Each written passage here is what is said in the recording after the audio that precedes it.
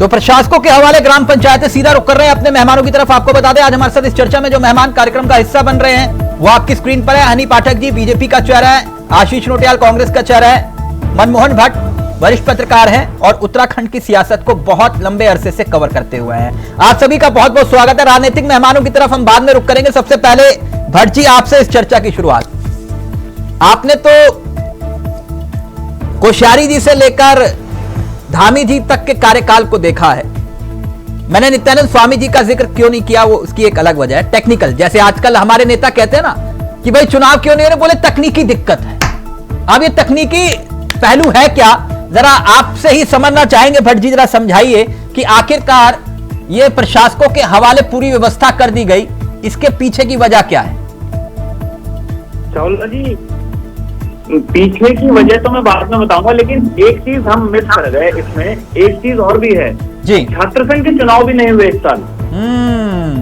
अगर आपको थोड़ा सा भी ध्यान हो तो पिछले महीने छात्र संघ के कार्यकाल की भी एक पूरी व्यवस्था थी, जो पूरा एक कैलेंडर एक ही साथ पूरे प्रदेश के छात्र संघ के चुनाव होते थे, वो भी नहीं हुए। और जो मेरा अंदाजा है, अगर मैं थोड़ा सा याद, अगर आप मेरे को करेक्ट करें दोनों मेहमान, कोऑपरेटिव्स के चुनाव भी शायद टाले गए हैं। हाँ।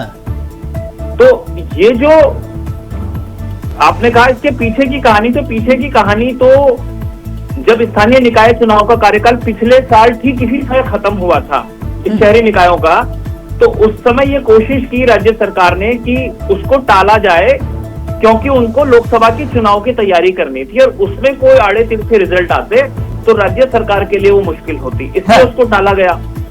छात्र संघ के चुनाव तो अक्टूबर के महीने के आसपास होने थे, लोकसभा का चुनाव भी हो गया था और अगला विधानसभा चुनाव दूर है। वो छात्र संघ के चुनाव में भी लापरवाही हुई। स्थानीय निकाय के चुनाव में जब ओबीसी आरक्षण का पेच फंसा तो बीजेपी के 2 विधायकों ने, मुन्ना सिंह चौहान ने और विनोद चमोली ने, बहुत मुखर होकर गैरसैंण के सत्र में अपनी ही सरकार के विधेयक पर सवाल खड़े कर दिए कि इन्होंने कितने गलत तरीके से व्यवस्था करी। तो इनके जो मंत्री हैं संबंधित विभागों के, अगर शहरी विकास की बात करें तो शहरी विकास के मंत्री इसका जवाब दें कि ये क्यों एक साल से प्रशासक बैठे हुए हैं नगर निकायों में, छात्र संघ के चुनाव क्यों नहीं हुए, तो धन सिंह रावत इसका जवाब दें कि आखिर ऐसी क्या गड़बड़ी हो गई, क्या मजबूरी हो गई कि छात्र संघ चुनाव का कैलेंडर ठीक से तैयार नहीं हुआ और किस मिस कम्युनिकेशन में वो इलेक्शन नहीं करा पाए। और पंचायती राज मंत्री सतपाल महाराज इसका जवाब दें कि अब क्या समस्या हो गई कि क्यों नहीं हुए, कभी परिसीमन, कभी आरक्षण। तो ये काम तो सतत प्रक्रिया है, कभी लोकसभा का चुनाव टला हमने तो नहीं देखा। बहुत बड़ी बात कही आपने, बहुत बड़ी बात कही भट्ट जी, आपने बहुत बड़ी बात कही, नहीं हुआ, बहुत बड़ी बात कही। इसी सवाल को मैं आगे लेकर जाऊंगा, इसी सवाल को, इसीलिए मैं आपसे वो पहलू समझना चाह रहा था, क्योंकि राजनीतिक मेहमान तो कुछ भी। लेकिन हनी पाठक जी, जो बात भट्ट जी कह रहे हैं वो बात तो बिल्कुल है, उसका जवाब तो मिलना चाहिए। लेकिन अब ये खबर अगर देश के प्रधानमंत्री नरेंद्र मोदी जी तक पहुंचे, जरा सोच कर देखिए, आपके सबसे बड़े नेता, उनके दिल को कितनी बड़ी ठेस पहुंचेगी। अब पूछिए क्यों? वो चाहते एक देश एक चुनाव। आप यहां पंचायत और ग्राम से निकाय नहीं करवा पा रहे मैडम, वहां छात्र संघ के चुनाव तो बेचारे वो कोई हूटर पर चल रहा है, कोई है छात्र बेचारे। ये चल क्या रहा है? चुनाव टालो फॉर्मूला, ये हनी जी बताइए, देश के प्रधानमंत्री को पता चले तो कितनी ठेस पहुंचेगी उन्हें? हाँ देखिए, अब मैं इसी बात पर आती हूँ। जिस देश के मुखिया इस समय हमारे यशस्वी प्रधानमंत्री नरेंद्र मोदी जी हैं, और उन्होंने खुद ही ये नारा दिया है कि एक देश एक चुनाव होना चाहिए, तो वो अगर तो भारतीय जनता पार्टी के बाकी के लोग हैं, वो चुनाव को आगे या पीछे कराने के लिए उत्सुक क्यों होंगे? इससे पहले विपक्ष लगातार ये बात बोल रहा था कि डर है, एक घबराहट है भारतीय जनता पार्टी के लोगों में। नहीं तो ये उपचुनाव के जो नतीजे हैं वो काफी है बोलने को कि भारतीय जनता पार्टी किसी वजह से घबराई हुई नहीं है। अच्छा। और जिस प्रकार से प्रशासकों की नियुक्ति हुई है, वो 5 साल का कार्यकाल उनका अभी कल खत्म हुआ है, आज खत्म हुआ है, और कल जिला पंचायत के भी लोगों का चुनाव का कार्यकाल खत्म होगा। पहले जो निकाय 6 महीने के प्रशासकों को, उसको कितना समय हो गया? देखिए वो ओबीसी आरक्षण के कारण रुके हुए थे। अच्छा अच्छा। और ओबीसी आरक्षण की और ये प्रक्रिया छात्र जब संघ चुनाव समाप्त क्यों होने को अटके हुए हुई थे? है तो ये प्रशासकों को ये छात्र निभाने संघ चुनाव क्यों पंचायत अटके हुए चुनाव, मैडम? जो छात्र संघ चुनाव अटके थे वो कैलेंडर में कोई गलती हो गई थी, ओहो। जिसकी वजह से वो चुनाव नहीं हो पाए समय पर, लेकिन वो भी प्रक्रिया में है। प्रक्रिया में है, प्रक्रिया ठीक से है। पीछे नहीं हट रहे हैं। Okay okay. प्रक्रिया से हम किसी भी प्रकार ओके, से यानी पीछे नहीं आप हट ये रहे कह रहे हो कि हैं। आप इतने असहाय और इतने मजबूर है कि आप ना निकाय और ना पंचायत और ना छात्र संघ कहीं चुनाव से भी करा पा रहे भारतीय हैं, जनता यही कह रहे हो ना पार्टी के लोग नहीं असहाय तो हम लोग कहीं भी से भी नहीं नहीं तो हो तभी तो आज नहीं भी करवा चुनाव पा रहे आयोग चुनाव। अगर तिथि देखिए तिलक जी, अगर चुनाव आयोग आज तिथि घोषित कर दे तो भारतीय जनता पार्टी तो उस संगठन की पार्टी है कि 24/7 जनता की सेवा में लगा कर रहता है। भट्ट जी ये कौन सी चुनाव आयोग घोषित कर देता है? चुनाव आयोग जब बताएगा हम निश्चित तौर पर नहीं नहीं चुनाव नहीं लड़ने के लिए तैयार हैं। ये चुनाव आयोग घोषित कर दे। और दूसरी बात मैं तिलक जी ये बताऊं, भारतीय जनता पार्टी कभी भी चुनाव से पीछे नहीं हटती है। मैडम मैं तो ये कह रहा हूँ आप तो 2400 घंटे चुनावी मूड में रहते हैं, 365 दिन के लिए लगी रहती है। हकीकत ये है चुनाव के लिए ना, मैं लगी भट्ट जी के रहती पास है, जा रहा हूँ, फिर आऊंगा आशीष जी आपके। ना एक मिनट, ना आपने छात्र संघ चुनाव करवाए, ना निकाय चुनाव करवाए, ना पंचायत चुनाव करवाए, और ना ही जो बैंकों के चुनाव है वो तक नहीं करवा पा रहे मैडम आप। और आप कह रहे हो कि हम लोकतांत्रिक व्यवस्था पे काम कर रहे हैं, प्रशासकों के हवाले पूरी व्यवस्था छोड़ दी आपने। वो एक व्यवस्था है, परिसीमन की कमी की वजह से, परिसीमन नहीं हो पाने की वजह से पंचायत के चुनाव अभी परिसीमन वाली थ्योरी पर भी आता हूँ। हनी जी एक मिनट रुक जाइए ना, जरा भट्ट जी को बोलने दीजिए। एक मिनट भट्ट जी, आपने सुना हनी जी कह रहे हैं कि चुनाव आयोग बोलते हम कल ही करवा देंगे चुनाव। नहीं, चुनाव आयोग तो तब बोलेगा ना जब इनके कमीशन की रिपोर्ट तैयार हो जाएगी, विधेयक तय हो जाएगा कौन सी सीट परिसीमन के दायरे में आ गई है, परिसीमन हो गया है, ओबीसी का आरक्षण तय हो गया है। उसके बाद सरकार तय करेगी और सरकार आयोग को कहेगी कि अब हमारी तरफ से ये तैयारी पूरी हो गई, अब जारी कर दीजिए। जो चुनाव आयोग होता है वो पूरी तरीके से राज्य सरकार के नियंत्रण में होता है। अगर किसी को ये गलतफहमी है कि जो केंद्रीय चुनाव आयोग है उसके निर्देश पर राज्य चुनाव आयोग काम करता है, ये अपने लोकसभा और विधानसभा के चुनाव नहीं टालेंगे एक दिन भी, एक दिन में नहीं, एक दिन नहीं, एक घंटा नहीं टालेंगे, बवाल काट देंगे, कहेंगे कि नहीं क्यों, और पूरे के पूरे साल भर प्रशासकों के हवाले सब कुछ। खैर आशीष जी आप ही के फॉर्मूले पर इंप्लीमेंट हो रहा है नहीं चुनाव टालो रणनीति। हम तो आपकी बात बताएंगे। ये गुरु चेला हैं दोनों के दोनों, धामी जी हो गए और हमारे प्रधानमंत्री जी हो गए। प्रधानमंत्री जी कहते हैं एक देश एक चुनाव, और धामी जी कह रहे हैं नो चुनाव, कोई चुनाव नहीं, आगे चुनाव कराई मत। तो धामी जी के विचार बिल्कुल अलग है, और ये भारतीय जनता पार्टी का कुछ सुस्त पना हो गया। आज का काम कल का काम परसों, ऐसी भी क्या जल्दी है, जिंदगी पड़ी है बरसों। तो ये काम को आगे आगे धकेलने का काम कर रहे हैं। क्या ये डर रहे हैं? ऐसा क्या कारण हो गया? नोटियाल जी डर रहे हैं क्या? बिल्कुल देखिए, आप क्यों डर नहीं रहे? आप ये देखो ना, वो जो एक कोई ना कोई कारण तो होगा ना, ऐसा तो नहीं है कि बिना कारण के हो रहा है, कुछ तो कारण होगा। कहीं ऐसा तो नहीं कि आपके नेता भी नहीं चाहते हो कि चुनाव हो? अरे हमारे नेताओं की छोड़ो, हमारे नेता तो बहुत कुछ नहीं चाहते और बहुत कुछ चाहते हैं। अब हमारे नेताओं की टेंशन मत लो, वो तो चाहते हैं भू कानून लागू हो जाए, आप कर कहाँ रहे हैं? हमारे नेता चाहते हैं रोजगार मिल जाए, रोजगार दे कहाँ रहे हैं? आप मूल निवास पे कहाँ काम करें? हमारे नेता बहुत कुछ चाहते हैं और बहुत कुछ नहीं चाहते हैं, पर हम भारतीय जनता पार्टी से क्या चाहते हैं और जनता क्या चाहती है इसको देखना क्या होगा। लगता है आपको, क्योंकि केदारनाथ में तो इतनी बुरी तरह हार गए आप, तो आपको क्या लगता है? बुरी तरह हारे तिलक जी, अगर हम बुरी तरह हारे तो यूकेडी कितनी बुरी तरह हारी? अब हमें बुरी तरह 3-4 हजार का वोट का फर्क है, और आप कह रहे हैं उत्तराखंड में 4,000 5,000 बहुत होता है साहब। अरे तिलक भाई, यहाँ तो 4 वोटों से चुनाव हारे, सुबोधुनियाल हारे नहीं थे 4 वोट से। बहुत होता है तो इस आंकलन को भी समझे। हाँ। अगर आप बहुत फर्क आप कह रहे हैं तो इस बात को समझे। भारतीय जनता पार्टी ने अपनी षड्यंत्र और रणनीति के तहत जो निर्दलीय विधायक लड़ा था उसके 14,000 वोट तो अपने कब्जे में कर लिए, उसको लेकर आ गए। आम आदमी पार्टी आपने कहा कि निर्दलीय जो था वो इनकी भी टीम थी। एक मिनट रुको ना, अभी मैं उस विषय में आ ही नहीं रहा था, लेकिन आप आ ही गए तो फिर सुन लो। अगर वो अपनी ABCD टीम बना सकते हैं तो आपको किसने रोका था? आप भी बना लेते ABCDEFGH, किसने रोका था आपको? आप वो रणनीति बना रहे थे, आप क्या मुफलिया छिल रहे थे क्या?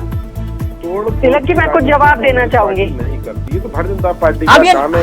पंचायतों पर आओ, पंचायतों पर अब जो हो गया आग लगेगी भारतीय जनता पार्टी इन सब नेताओं की ना, जो बाहर से लेके आए।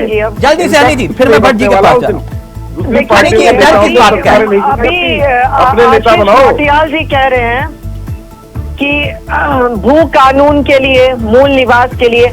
अरे नौटियाल जी बस करो ये झूठी बातें तुम्हारी, यहाँ जर्रे जर्रे पर सच लिखा है। घोषणा यहाँ सच पत्र लिखा हुआ में है आपने कि चुनाव में कहीं- करा देखिए, पाना मैं सच बीच लिखा में है। इंटरप्ट नहीं करी चुनाव नहीं करा थी, पाए। मैं बीच में इंटरप्ट नहीं करी क्या थी, आपने तो बीच बीच में प्लीज में बोला? मत बोलिए। अभी तो आप नौटियाल जी अपने बोलेंगे। बाकी अब भटजी प्रवक्ताओं की बोलेंगे। तरह आप भी आप वो बीच में चेहरा बोल मत रहे हो। दिखाइए, अपने बाकी प्रवक्ताओं की तरफ वो चेहरा आप दिखाइए। मैं आपको गंभीर व्यक्तित्व का इंसान समझती हूँ। देखिए, अपने घोषणा पत्र में तिलक जी ना मूल निवास की बात करते हैं, ना भू कानून की बात करते हैं, और फिर उसके बाद दूसरी की राजनीति में रोटियां सेकते हैं। अगर मूल निवास और भू कानून की बात करने के लिए हम लोग करते नहीं, तो गैरसैंण जैसे इलाके में आज तक ये पहला मुख्यमंत्री होंगे जो बिना सत्र के वहां पर लगातार जा रहे हैं और रात गुजार रहे हैं। दूसरी बात मैं ये कहना चाहूंगी, ये कह रहे हैं निर्दलीय विधायक वाली। भाई जी, बॉबी पवार की बातों को लेकर आपके बाकी के प्रवक्ता बहुत जोर जोर से माइक पर बोलते हैं। वही बॉबी पवार वोट की अपील कर रहा था त्रिभुवन जी के लिए। बॉबी पवार हमारी पार्टी का तो है नहीं, लेकिन हाँ, उसकी आंदोलन में आप लोग राजनीतिक रोटी जरूर सेकते हनी जी। हैं। रोजगार की बात आपने करी। हनी जी, देखिए हनी जी, तिलक थोड़ा- जी जो एक ये मिनट, सवाल एक उठाए मिनट, उसका एक जवाब तो मिनट, दूंगी। एक मिनट। ये प्रशासक कैसे संभालेंगे व्यवस्था, थोड़ा एक्सप्लेन कर पाइए अगर आप। देखिए, प्रशासक अभी भी यहाँ देहरादून के जो डीएम हैं, जो हाँ। निकाय चुनाव है, लगातार निरंतर जिस तरीके से कार्य कर रहे हैं, हाँ।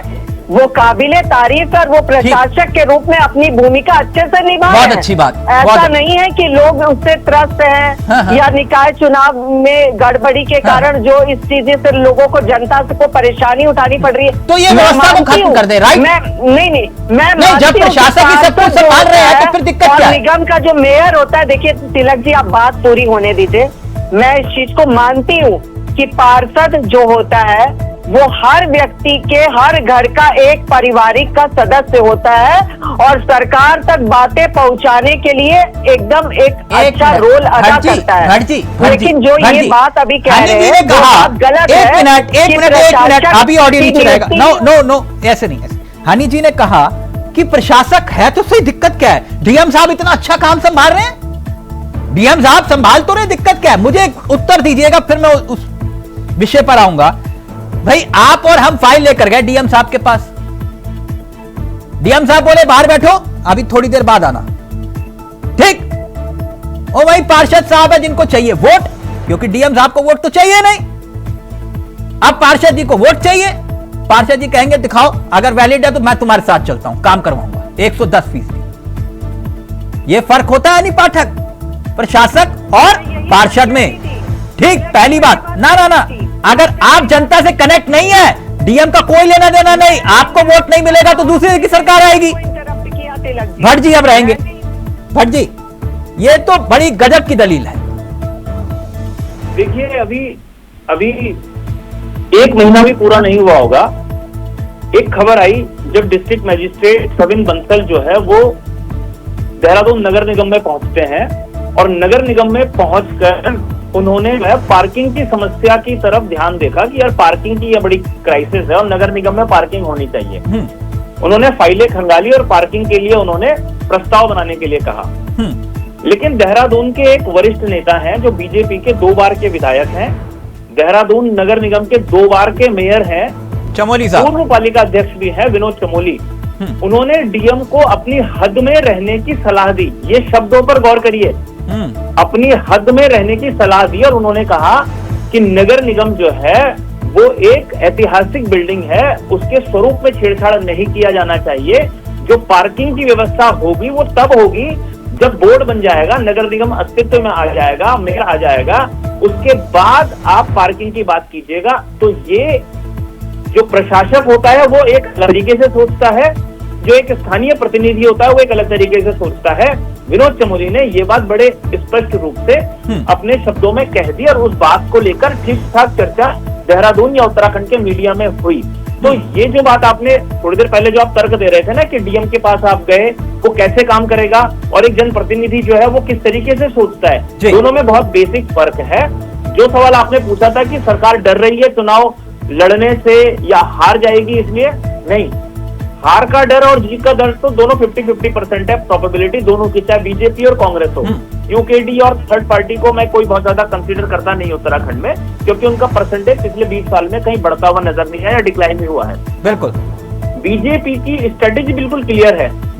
उनको अगर आप दिल्ली को देखें, उन्होंने पहले हरियाणा का चुनाव करवाया और उसके बाद उन्होंने महाराष्ट्र और झारखंड का चुनाव करवाया, मतलब स्टेप बाय स्टेप, ताकि एक चीज के लिए पूरा समय मिल जाए। तो बीजेपी ने भी पहले लोकसभा चुनाव के लिए स्थानीय निकाय चुनाव को होल्ड कराए ताकि लोकसभा की रणनीति मजबूती के साथ हो जाए, और उसके बाद जो है वो अब स्थानीय निकाय चुनाव होने हैं, और स्थानीय निकाय चुनाव के साथ साथ पंचायत के चुनाव हो सकता है एक साथ भी कराए जा सकते हैं, जबकि नैनीताल हाईकोर्ट की कई बार फटकार राज्य सरकार को पड़ चुकी है। राज्य सरकार के अधिकारी नैनीताल हाईकोर्ट में कई बार जवाब दाखिल कर चुके हैं चुनाव के संदर्भ में कि स्थानीय निकाय का चुनाव कैसे कराया जाना है।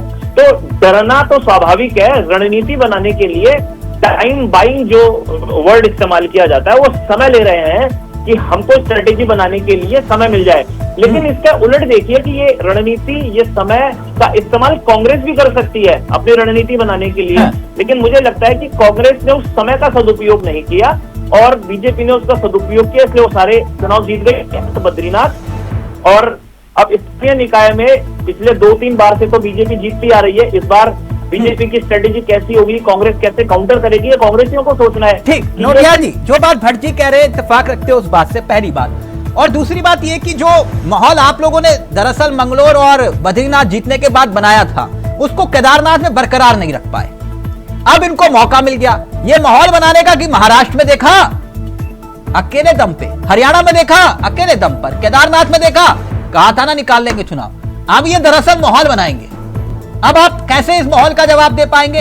अगर मैं मान भी लूं कि भैया डर रहे थे, अब तो नहीं डर रहे होंगे केदारनाथ जीतने के बाद, और चुनाव आज नहीं तो कल करवाना है, निकाय भी और पंचायत भी, और हो सकता है एक साथ हो, तो अब इसकी तोड़ क्या है आपके पास नोटियाल जी? भाई महाराष्ट्र का तो एक वीडियो भी वायरल हो रहा है जिसमें लोग कह रहे हैं कि हमने वोट डाले पर वोट गए कहाँ। तो महाराष्ट्र की कहीं और की बात नहीं करते, और नगर निगम एक अलग चीज है और ग्राम प्रधान अलग चीज है, और केदारनाथ एक अलग चीज था। वायनाड में कहाँ गए वोट? केदारनाथ उपचुनाव में था। वायनाड में कहाँ गए वोट? देखिए अब जहाँ भी गए, इसकी जब विपक्ष पूरा कह रहा है कि बैलेट पेपर से चुनाव कराओ, तो ये झारखंड में वोट कहाँ गए? हम तो नहीं बोल, हमने तो कुछ बोला ही नहीं। झारखंड वाली आप बैलेट पेपर से करा दो, हमें नहीं चाहिए जीत, आप बैलेट पेपर से करा दो, जो होगा सब देखा जाएगा। आप बैलेट पेपर से करा दो ना, क्या अच्छा। हम जब बार बार शिकायत करते हैं कि यहाँ पर मशीनों की बैटरी पूरी कैसे है, मशीनें बीजेपी नेताओं की गाड़ियों में कैसे मिल रही है, आप फिर भी एक तानाशाही रवैया अपना रहे हैं। चुनाव तो अभी बाद में, अब ईवीएम कहाँ से आ गई? क्यों डर रहे हैं? ठीक है, आपने बोला कि वहाँ क्या हुआ, तो मैंने कहा वहाँ की स्थितियां और थी, वहाँ की बात नहीं, नगर निगम की स्थितियां कुछ और है। नगर निगम में इनके एक एक पार्षद से सारे लोग, जनता परेशान है, और पार्षद का चुनाव क्षेत्र या आदमी के चेहरे पर होता है। केदारनाथ का चुनाव तो प्रधानमंत्री के चेहरे पे चल रहा था, लेकिन जो पार्षद का, ग्राम प्रधान का ये चुनाव होते हैं, ये क्षेत्रीय नेता के चेहरे पर होते हैं। जो क्षेत्र में काम करेगा जनता उसको वोट देगी, तो निश्चित वो चीज अलग है। और प्रशासक की जहाँ तक बात अभी हनी जी ने कही कि प्रशासक बहुत ही बढ़िया काम कर रहा है, तो फिर ठीक है, फिर प्रशासक ही रहने दो, खत्म करो, चुनाव का लफड़ाई खत्म हो जाएगा। आपके वक्त में प्रशासक नहीं थे क्या? कम काम क्यों करना चाहते हैं? आपके वक्त में प्रशासक नहीं संभाल रहे थे क्या? देखिए इस बार कितना संभाल रहे हैं, तब कितना संभाल रहे थे, दोनों में फर्क है। देखिए 1 साल से ऊपर हो चुका है, और स्कूल में भी, इन्हें कॉलेजों में चुनाव। हनी जी, एक फाइनल कमेंट में आपका चाह रहा था। भट्ट जी ने बहुत गहराई से बातों को समझाया। मुझे एक बात बताइए, जो इतने काबिल मंत्री हैं आपके यहाँ, जो कह रहे हैं कि तकनीकी दिक्कत की वजह से ये चुनाव नहीं हो पा रहा, अब देश के प्रधानमंत्री देखेंगे तो उनको मतलब अच्छा लगेगा, मुझे लगता है ऐसा। बाकी तो आप लोगों के वो विद्वान मंत्री तो हैं ही, जो ना छात्र संघ चुनाव करवा पा रहे हैं, ना पंचायत और ना नगर निगम के चुनाव। लेकिन एक बात बताइए कि भाई वो जो अधिकारी हैं जो रोज काजू बादाम पिस्ता खा रहे हैं, जिनका काम ही यही है, वो तो इतने नाकाबिल नहीं होंगे? या फिर ठीक वैसे ही जैसे मुझे एक मंत्री ने बताया था, बोले कि चुनाव इसलिए भी टाले जाते हैं कि पीआईएल दाखिल करवाई जाए। समझ रहे मेरी बात? कि जा चिंटू पीआईएल दाखिल कर दे, अभी चुनाव नहीं कहे, बाद में देखेंगे, मामला टल गया। कुछ इस टाइप का भी होता है ना। इस तरीके की कोई भी चीजें भारतीय जनता पार्टी का कोई भी व्यक्ति अपने दिमाग में नहीं लाता है। अच्छा, इसलिए चुनाव टाल रहे भारतीय हो। जनता पार्टी नहीं, जो आप कह रहे PIL वाली बातें, तो इस तरीके की चीजें दूर दूर तक हमारी पार्टी का कोई भी व्यक्ति नहीं सोचता है। थोड़ा अच्छा। आशीष जी की बात का जवाब दे देती हूँ मैं। ये कह रहे कि मोदी जी के चेहरे पर केदारनाथ चुनाव लड़ लिए। कभी तो ये कहते मोदी मैजिक अब चलेगा नहीं, तो ये पहले कंफर्म कर। केदारनाथ अब हो गया। हनी जी पंचायत और निकाय पे रहो। ना जो इन्होंने सवाल किया वो अधिकारी जिनका काम चुनाव करवाना है, परिसीमन तय करवाना है, वो करते क्या है? उसका मैं वो क्या करते हैं? जो आपके मंत्री कह रहे हैं कि तकनीकी दिक्कत, आपके मंत्री तकनीकी दिक्कत दूर नहीं कर पा रहे। उत्तराखंड का क्या भला करोगे आप? कम ये चीजों का जवाब भी देखना चाहिए। उत्तराखंड का क्या भला करोगे मैडम? कंफ्यूजन दूर करें। जब आप तकनीकी दिक्कत दूर नहीं कर पा रहे हो। जवाब इनसे पूछना चाहती हूँ, EVM पर जो ये सवाल उठा रहे हैं मैडम, जवाब नहीं देना आपको। पढ़ कर आइए। हाँ जी मैडम, ये जवाब नहीं देना। शुरुआत कब हुई थी और किसका कार्यकाल था और किसकी शुरुआत में EVM की शुरुआत करी गई थी? जवाब नहीं देना तो आपको। पहले इन चीजों की जानकारी लेकर आइए। और बैलेट पेपर से जब चुनाव होता था तो सुप्रीम कोर्ट ने उसके बारे में बैलेट पेपर और EVM मैं बात कर रहा हूँ। आशीष नौटियाल जी ने जब ये कहा था तब आपने ये सवाल उनसे नहीं किया कि कहाँ बैलेट पेपर और कहाँ EVM की बातें कर विपक्ष रहे में हैं। आप सरकार में आप नहीं उनसे तो- पूछो तो चुनाव पूरी कब करवाओगे? उनकी बातों का जवाब देना ही तो हमारा हनी जी, कार्य है। उनसे पूछो चुनाव कब विपक्ष की करवाओगे? बातों का जवाब आप ये कह रहे हो कि मैं राहुल गांधी से पूछूं जाके चुनाव कब करवाओगे? तब ये सुप्रीम कोर्ट ने ये जवाब दिया था कि बैलेट पेपर को लोग उठाकर भाग जाते थे, वो गुंडागर्दी आज मजबूरन मुझे कहना पड़ रहा है कि आप अपने मंत्रियों की तरह व्यवहार कर रही हैं। आप अपने मंत्रियों की तरह व्यवहार कर रही हैं जिनको सिर्फ तकनीकी दिक्कत दिखाई दे रही है, चुनाव नहीं दिखाई देते। अपने मंत्रियों से कहिए कि जरा विधानसभा का चुनाव टलवा के दिखा दें। हम प्रवक्ताओं का भी वही वक्तव्य है कि जो तकनीकी गड़बड़ियों के कारण चुनाव में विलंब है उसको जल्द से जल्द दूर करने का प्रयास किया जा रहा है। हनी जी समझ गया मैं, और चुनाव हनी जी समझ गया। आपके पास आज उत्तर नहीं है इस बात का, तकनीकी दिक्कत है, पूरा उत्तर था। बिल्कुल तकनीकी दिक्कत है। फाइनल कमेंट भट्ट जी आपका 10 सेकंड में, यानी आप कहां तक मामला लगता है आपको टलता हुआ दिखाई दे रहा है? नहीं, स्थानीय निकाय का चुनाव तो उसकी प्रक्रिया लगभग पूरी हो गई है जो मेरी जानकारी में है, और जो प्रवर समिति की बैठकें हुई हैं उसमें उन्होंने कुछ सहमतियां कुछ चीजें निकाल भी ली हैं, और उसकी रिपोर्ट तो शायद जल्दी ही वो सबमिट कर देंगे। लेकिन राज्य सरकार हो सकता है कि स्थानीय निकाय चुनाव और पंचायत चुनाव एक साथ भी कराने की दिशा में आगे बढ़ सकती है, ऐसा भी सुनने में आ रहा है। इस तरीके की भी चीजें हो सकती हैं। एक बात और तिलक भाई, मैं एक बात और कहना चाहूंगा, अगर कांग्रेस ये कहती है कि बीजेपी के पास क्या बोलते हैं मोदी साहब है, तो हनी पाठक को जवाब देना चाहिए कि कांग्रेस भी अपने तुरुप के को इस्तेमाल कर ले, वो मल्लिकार्जुन खड़गे को, या जो सर उनके प्रभारी के पास तो वक्त है नहीं। आप कहां बट जी, उनके प्रभारी के पास तो वक्त है नहीं, वो जूम से जुड़ती है मैडम, जूम से आशीष जी के साथ जूम से जुड़ती है, कनेक्ट होते हैं जूम से। बोले चुनाव मैडम चुनाव, अरे चुनाव बाद में देखा जाएगा, पहले वायनाड फिर बाकी देखा जाएगा, केदारनाथ जाए ना जाए, मूड है। नहीं, एक चीज और बताऊं आपको, जिस दिन चुनाव के नतीजे आए बीजेपी 5,500 वोटों से जीत गई। अलग अलग प्रतिक्रियाएं आई, और हरीश रावत की प्रतिक्रिया बड़ी आश्चर्यजनक थी। उन्होंने प्रियंका गांधी को बकायदा बधाई दी और उनके फोटो उन्होंने ट्वीट किए, अपने सोशल मीडिया पर डाले। उन्होंने कहीं पर भी केदारनाथ पर अपनी प्रतिक्रिया नहीं दी। अपने राजनीतिक शिष्य के लिए कुछ नहीं कहा होगा। थैंक यू, बहुत बहुत शुक्रिया आपका भट्ट जी, बहुत बहुत शुक्रिया आशीष जी आपका भी, और हनी जी आपका भी। तकनीकी दिक्कत, मंत्री कह रहे तकनीकी दिक्कत है इसलिए चुनाव नहीं हो पा रहे। नमस्कार, जय हिंद, जय भारत, जय उत्तराखंड।